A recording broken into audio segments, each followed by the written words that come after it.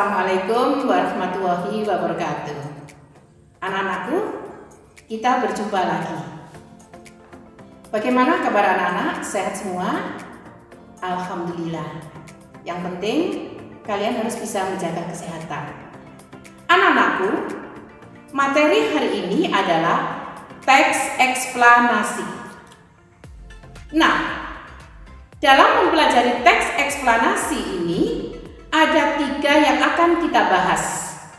Yang pertama, definisi teks eksplanasi. Yang kedua, struktur teks eksplanasi.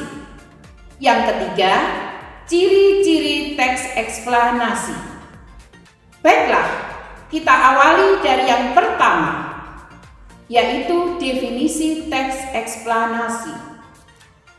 Teks eksplanasi adalah teks yang berisi penjelasan mengenai suatu topik yang berhubungan dengan fenomena alam, sosial, ilmu pengetahuan, budaya, dan lainnya.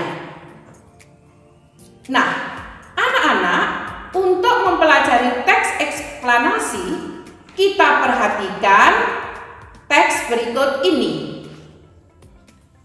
Perhatikan teks eksplanasi berikut. Sampah. Sampah merupakan barang atau benda yang sudah tidak digunakan lagi, yang keberadaannya sangat mengganggu kesehatan masyarakat di sekitar. Sampah dibagi menjadi 2 jenis, yaitu sampah organik dan sampah anorganik.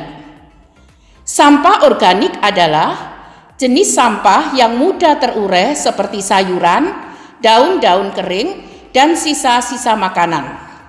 Sampah ini dapat diolah sebagai pupuk atau kompos untuk tanaman.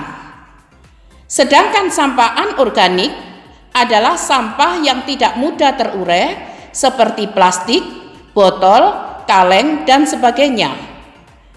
Salah satu untuk meminimalisasi sampah anorganik dapat didaur ulang menjadi sebuah benda yang mempunyai nilai jual yang sangat tinggi. Sampah merupakan salah satu fenomena yang sering kali kita temui di lingkungan masyarakat. Sampah mulanya terlihat biasa berserakan di sekitar kita. Namun, sampah tersebut memberikan dampak yang besar, seperti sarang penyakit, banjir, dan tanah longsor.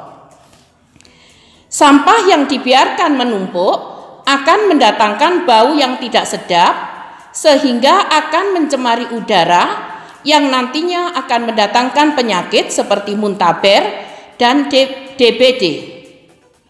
Selain itu, sampah juga dapat mendatangkan bencana seperti banjir dan tanah longsor. Sampah yang dibuang ke sungai secara terus-menerus akan membuat air sungai menjadi sulit mengalir dan lama-kelamaan air sungai meluap. Apabila banjir, tentu saja akan menyulitkan kita untuk beraktivitas dan bekerja. Selain itu, banjir yang sangat besar dapat menyebabkan tanah longsor. Banyak sekali yang dapat dirasakan jika kita selalu membuang sampah sembarangan. Untuk itu, kita sebagai makhluk sosial yang menginginkan kesejahteraan, marilah bersama-sama untuk menjaga lingkungan.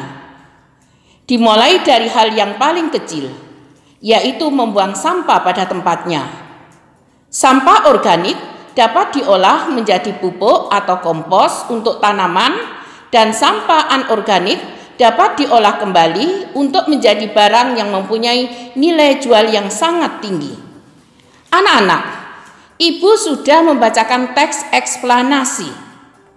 Kalau kalian perhatikan dari awal sampai akhir, paragraf pertama, yaitu sampah merupakan, sampai paragraf ketiga, yaitu yang mempunyai nilai jual yang sangat tinggi.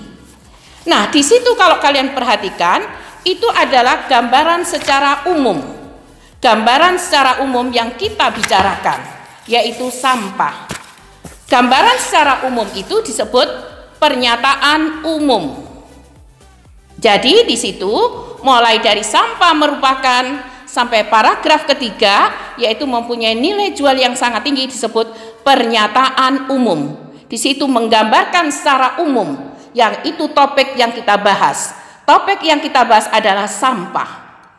Berikutnya, yaitu mulai sampah merupakan salah satu fenomena sampai dengan apabila banjir, sampai dengan tanah longsor, itu adalah deretan penjelas sebab akibat. Kenapa dikatakan deretan penjelas sebab akibat? Kalau tadi kalian perhatikan, di situ ada sebab akibat yang terus-menerus. Adanya sampah menyebabkan ini, mengakibatkan ini, dan seterusnya.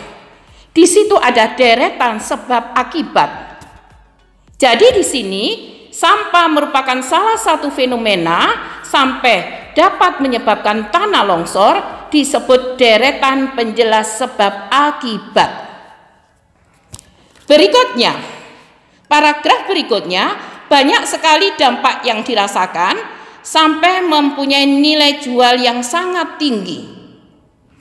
Nah, di sini merupakan simpulan dari isi keseluruhan. Ini disebut interpretasi. Ingat anak-anak, interpretasi tidak selalu berupa simpulan. Bisa juga berisi tanggapan penulis terhadap topik yang dibahas. Bagaimana tanggapan penulis terhadap masalah yang dibahas? Ini bisa ada dalam interpretasi. Dan dalam interpretasi akan lebih bagus bila diberi ajakan. Dan di sini sudah bagus, ada ajakan. Marilah bersama-sama untuk menjaga lingkungan. Nah, dari sini kita mengetahui bahwa struktur teks eksplanasi. Pertama adalah pernyataan umum. Kedua, urutan sebab akibat. Ketiga, interpretasi. Bagaimana anak-anak? Sudah paham? Anak-anak, dari teks eksplanasi yang sudah kalian amati, kalian mengetahui bahwa struktur teks eksplanasi ada 3. 1. Pernyataan umum. 2. Urutan sebab akibat. 3. Interpretasi. Saya ulang lagi. 1. Pernyataan umum, memberikan gambaran secara umum yang kita bahas. Kedua, urutan sebab akibat. Di sini berisi rincian sebab akibat suatu fenomena.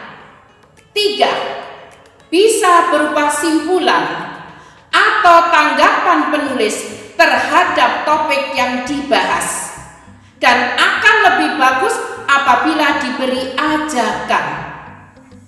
Anak-anak, sekarang kita membicarakan ciri-ciri teks eksplanasi. Setelah kalian melihat contoh teks eksplanasi yang berjudul sampah, kalian bisa melihat ciri-ciri teks eksplanasi. Pertama, strukturnya terdiri dari pernyataan umum, sebab akibat, dan interpretasi. Berarti kalau ada suatu wacana, di situ diawali dengan pernyataan umum, kemudian diikuti deretan sebab akibat, dan ada interpretasi. Itu merupakan ciri yang pertama. Yang kedua, teks eksplanasi berdasarkan fakta. Nah, anak-anak, dari ciri-ciri ini kalian harus bisa membedakan. Misalnya, kalian menceritakan perjalanan kalian dari rumah sampai ke sekolah. Di perjalanan kalian bertemu dengan ini. Kemudian sampai di sekolah pukul sekian. Apakah ini teks eksplanasi? Tentunya bukan, karena di sini tidak menjelaskan suatu fenomena. Memang tadi menceritakan ada faktanya yaitu perjalanan, tapi ini bukan suatu fenomena, tidak ada sebab akibat. Nah, kalau demikian, kira-kira contoh yang bisa dibuat untuk teks eksplanasi itu apa saja anak-anak? Iya, misalnya banjir, tsunami, kemudian gempa bumi, bencana alam, dan lain-lain. Jadi kalian harus bisa membedakan. Contoh lagi, bab sebelumnya kalian membicarakan teks prosedur. Apakah teks prosedur termasuk eksplanasi? Tentunya bukan. Karena apa? Di situ tidak ada sebab akibat. Nah, dari sini kalian harus bisa menentukan, oh, ciri-ciri teks eksplanasi. 1. Strukturnya terdiri dari pernyataan umum, sebab akibat, dan interpretasi. 2. Berdasarkan fakta. Nah, anak-anak, tentunya kalian sudah memahami apa yang saya jelaskan dari awal sampai akhir. Anak-anak, tugas kalian sekarang adalah membuat teks eksplanasi tentang corona. Kita tahu sekarang pandemi corona sudah mewabah kemana-mana. Nah, ini adalah suatu fenomena yang harus kalian angkat. Nah, nanti dalam membuat teks eksplanasi harus diingat strukturnya. Tadi pertama, pernyataan umum, kedua, sebab akibat. Saya minta di sini nanti sebab akibatnya adalah merupakan rangkaian. Jangan hanya satu sebab dan satu akibat, tapi ada rangkaian. Kemudian saya ingin bagaimana tanggapan kalian terhadap corona yang sekarang sedang mewabah di mana-mana, termasuk di Indonesia. Jadi setelah kalian membuat, kalian cek apakah memang benar teks yang saya buat ini sudah merupakan teks eksplanasi. Apa strukturnya sudah benar? Apakah ciri-cirinya sudah benar? Nah, kalau kalian sudah merasa benar, juga jangan lupa gunakan bahasa Indonesia yang baik dan benar.